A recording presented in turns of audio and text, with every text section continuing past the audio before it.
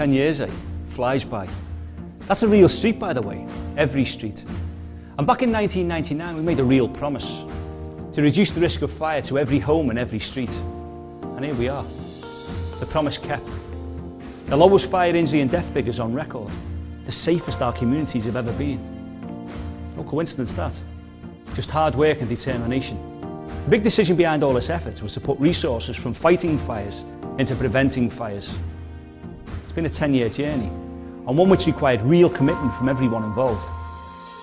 You only have to go back to the 80s and 90s to see that working for a fire service was pretty one-dimensional. You see, when I started, I even got congratulated for being posted to a busy station. A busy station, think about it. In simple terms, it meant a community in trouble.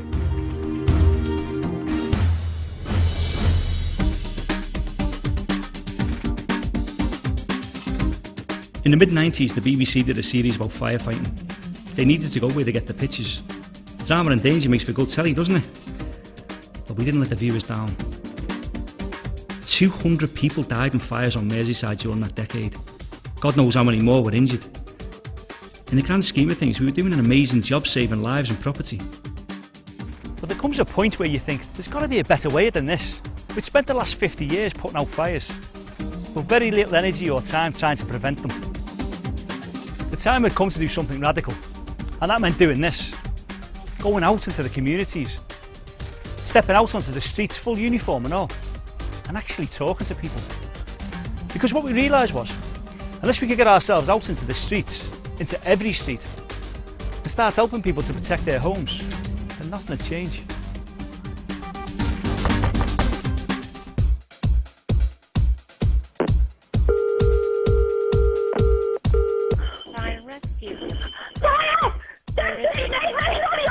Okay, just give me the address.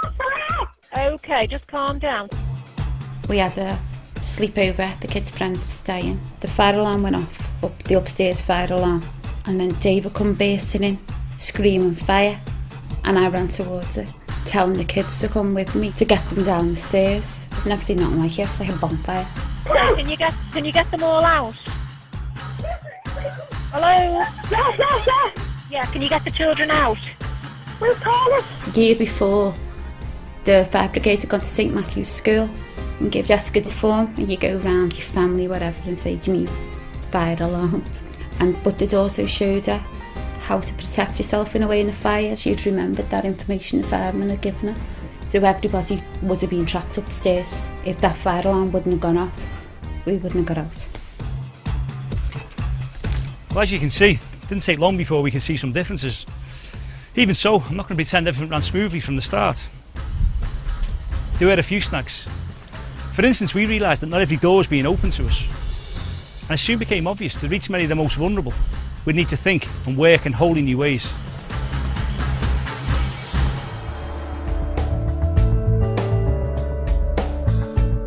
The thing is, you know the old saying, you can lead a horse to water. Even in an ordinary street like this, there's going to be some people you just can't connect with. For whatever reason, unable to hear the doorbell, unable to get to the door, no phone, worried about opening the door, the list goes on. But when we began to analyse the reasons why we weren't reaching some sections of our communities, we realised something crucial in this whole exercise. It was the most vulnerable people who were likely to slip under the radar, and yet it was the same social group who were most at risk. So we were going to have to do something about it. Just knocking on doors wasn't going to get the whole job done.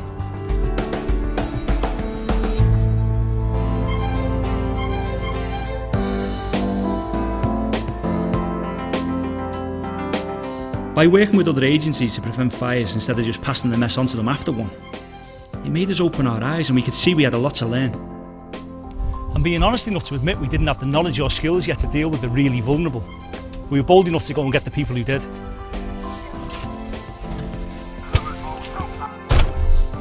Our first advocates concentrated on our older residents and those whose language or culture posed a barrier to us making them safer. The aim was to keep older people safe from fire, make them far more aware of the risks and the safety measures that they could take. Sometimes some of the things people might be perhaps not closing a door just because the handles are stiff. Then in that case I can get a handy person out and the repair. Sometimes it's only silly little tiny things that can make such a difference. These are vulnerable people we're talking about, and to gain access to these people is the major area. I'm getting this satisfaction that I've been able to help someone change their life. Knock on the door, 2 fire officers, have you got a smoke alarm? And came in, fitted it. We had a bit of a natter, and they explained that the fire and rescue service had an advocate system for older people and vulnerable people. About a week later, I got a phone call from Maureen, and she came round. We had a good long natter, and we found out that we were entitled to a lot of stuff that we just didn't know about.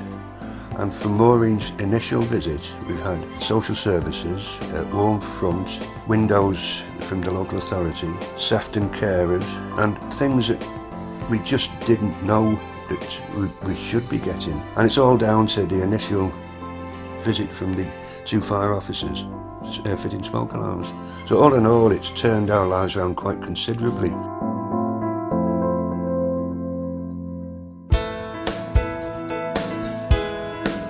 It took a while for some of us to realise the difference that advocates could make. And I suppose for a while we took for granted the role of volunteers and Fire Service Direct. There was a lot of change going on. But I guess when the first Beacon Award was achieved, we knew we were onto something. Across the country, nobody else was doing home fire safety checks, but the reality of it was that it was working. We were getting into people's homes and we were making people not only safer but feeling safer.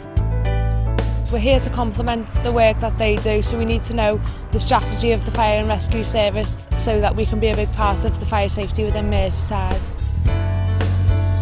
I think you find that most firefighters would agree that the majority of house fires are caused by a combination of smoking and alcohol use. After the initial home fire safety check, if there's any concerns from the firefighters, they will refer their findings to me and see if I can go in and reduce the risks even further. No matter how long they've been smoking for, there's all sorts of agencies out there that we can refer them into, such as the Roy Castle Lung Foundation, and there's the personal health trainers as well. As regards alcohol or drug use, again there's a lot of agencies within the Liverpool city centre area. The knock-on effect will be a reduced risk of accidental house fires, which will increase our firefighters' safety. I'm working with a gentleman in St Helens at the moment who's extremely vulnerable. He was referred from the drug and alcohol advocate because of his vulnerability. We've given him things like bedding packs, bins, throws, everything really. But we just still couldn't reduce the risk. He was a victim of hate crime a little while later, so we upped it to a full suppression system. The crew, they identify whether they're hard of hearing or deaf, and they refer onto the deaf advocate because we've got more experience. There'd been a home visit that I did with an elderly gentleman. He didn't know where to go about getting a hearing aid fixed. We had to go back out and let him know we'd made the appointment for him and transport had been sorted. He was over the moon for that, and to be able to do that as well as home fire safety track and providing him a deaf alarm, I could go home thinking that I've done a satisfactory job. Our role in the task force was to reduce arson in the community. The major problem we'd have with one of these properties, it would obviously be a breach in security of the properties, and the chances are by the time the call comes in, it would spread to another property and possibly another one as well. And the difficulty for firefighters then is that they'll be attending to put a raging fire out with the associated risks involved.